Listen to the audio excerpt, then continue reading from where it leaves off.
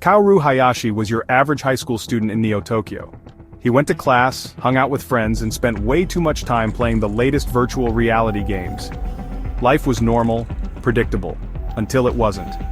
One evening, walking home from school, Kaoru found himself caught in a surge of spectral energy. Buildings shook, lights flickered, an ear-splitting shriek ripped through the air. Then, just as suddenly it was over. Shaken but unharmed, Kaoru brushed it off as a city glitch. A common occurrence in Neo-Tokyo. He would soon learn how wrong he was. The next day, the news reported a massive surge in spirit activity. Spirits, remnants of human emotions given form, were more volatile than ever. The Eclipse Wardens, an elite task force dedicated to containing and purifying these entities, were stretched thin. Little did Kaoru know, his fate was about to become entwined with theirs. That night, walking home alone, Kaoru heard it. A whisper, soft yet insistent, calling his name. It led him down a dark alley, the hairs on the back of his neck standing on end. Suddenly, a monstrous figure materialized before him, a grotesque amalgamation of fear and rage. His blood ran cold. This was no glitch, this was real. Just as the monstrous spirit lunged, its grotesque form twisting through the air with a menacing growl, a flash of silver light cut through the darkness, illuminating the alleyway in an ethereal glow. Two figures landed gracefully between Kaoru and the creature.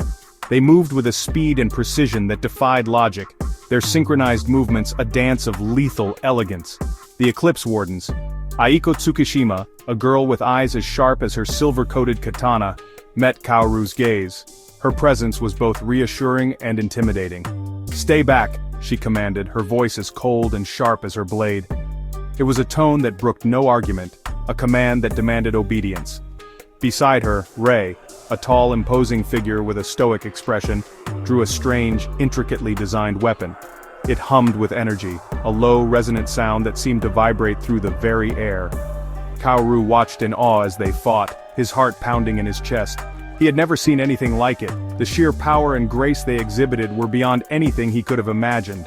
Aiko moved like a phantom, her blade a blur as she deflected the creature's attacks. Each movement was precise, calculated, and devastatingly effective. Rei, wielding his weapon like an extension of himself, unleashed bursts of energy that ripped through the spirit's form. The weapon's energy pulses were like controlled explosions, tearing through the creature with unerring accuracy. The air crackled with power, the atmosphere charged with the intensity of the battle. It was as if the very fabric of reality was being tested by their clash. Finally, with a deafening shriek, the spirit dissipated, leaving behind a faint, shimmering orb. The silence that followed was almost as shocking as the battle itself. Rei captured it within his weapon, a look of grim satisfaction on his face. The orb pulsed faintly, a remnant of the spirit's once formidable power now contained.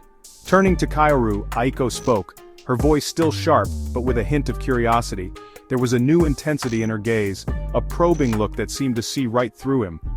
"You can see them, can't you?" "The spirits." Her question hung in the air, heavy with implications. Kaoru could only nod, his heart still pounding in his chest.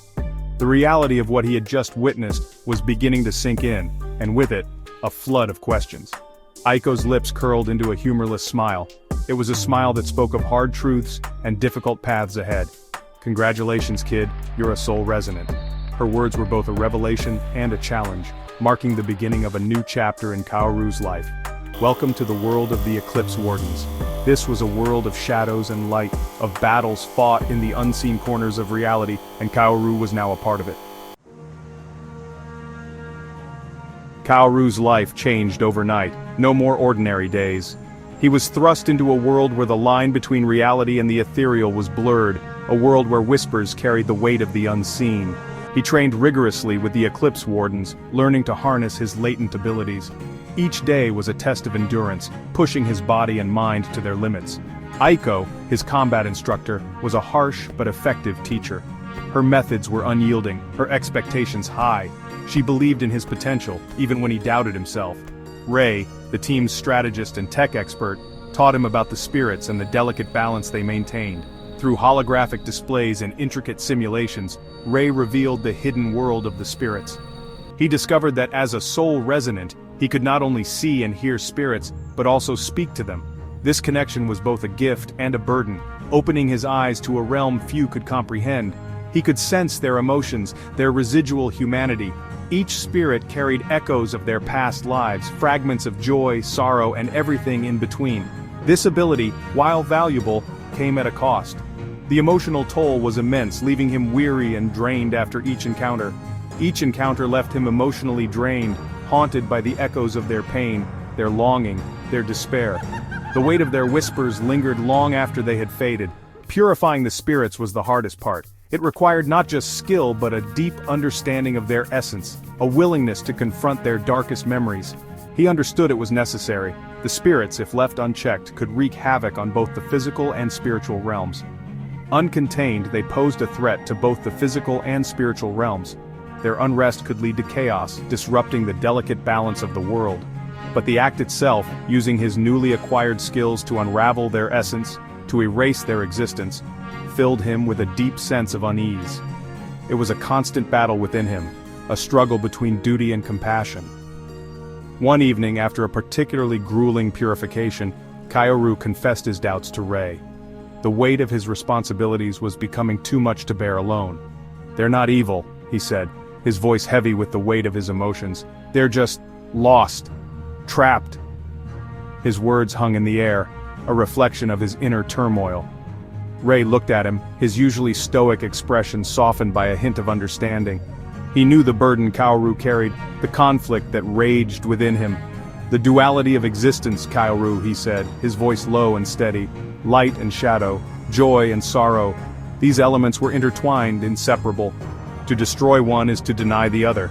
Rei's words resonated deeply, a reminder of the complex nature of their mission, but sometimes to restore balance, sacrifices must be made. Kaoru knew this truth, even as it weighed heavily on his heart. The path ahead was fraught with challenges, but he was determined to see it through. Section 4. Bonds Forged in Shadows. As Kaoru honed his abilities, he found himself drawn to both Aiko and Rei. Aiko, despite her tough exterior, began to let down her guard, revealing a dry wit and a fierce loyalty to her comrades. Kaoru sensed a hidden pain in her past, a story she wasn't ready to share. Rei, always composed and analytical, became an unexpected source of guidance. He recognized the burden Kaoru carried and offered cryptic advice, often drawn from ancient Eastern philosophy. He spoke of the cyclical nature of life and death, the interconnectedness of all things, their shared experiences, the adrenaline of battle, the quiet moments of reflection, forged a bond between them. They were no longer just colleagues, they were a team, united against a common enemy. Yet Kaoru couldn't shake the feeling that something was amiss. The spirits seemed to be growing stronger, their attacks more frequent, more desperate. And then there were the dreams. Vivid, haunting dreams of a girl with eyes like amethysts, and a smile that could light up the darkest night. A girl he somehow knew, whose name danced on the tip of his tongue, always just out of reach. Section 5. Echoes of the First Eclipse. The dreams intensified, bleeding into his waking hours. Kaoru found himself unable to distinguish between reality and the vivid images that haunted his sleep. Each night the dreams grew more detailed, more urgent, as if they were trying to tell him something important. Flashes of memory, fragmented and confusing. They were like pieces of a puzzle that refused to fit together, leaving him with a sense of unease and a desperate need for answers. A city in chaos, consumed by a blinding light.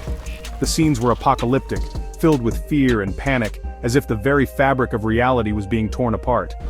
A girl's laughter, cut short by a terrifying roar. Her face, so familiar yet so distant, haunted him. Who was she? And why did she seem to be at the center of these disturbing visions? And always the whispers growing louder, more insistent. They seemed to be calling out to him, urging him to remember something long forgotten.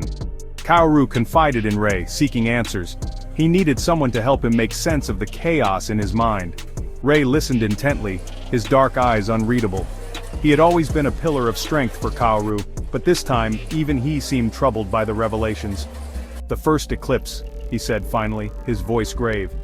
It was an event that had left an indelible mark on the world, changing everything in its wake. A catastrophic event 15 years ago. The world had never been the same since, and the scars it left were still visible in the fabric of society. It shattered the barriers between realms, unleashing a torrent of spiritual energy upon the world. Neo-Tokyo was forever changed. The city had become a nexus of strange phenomena and unexplained occurrences. He explained that the details surrounding the first eclipse were shrouded in mystery.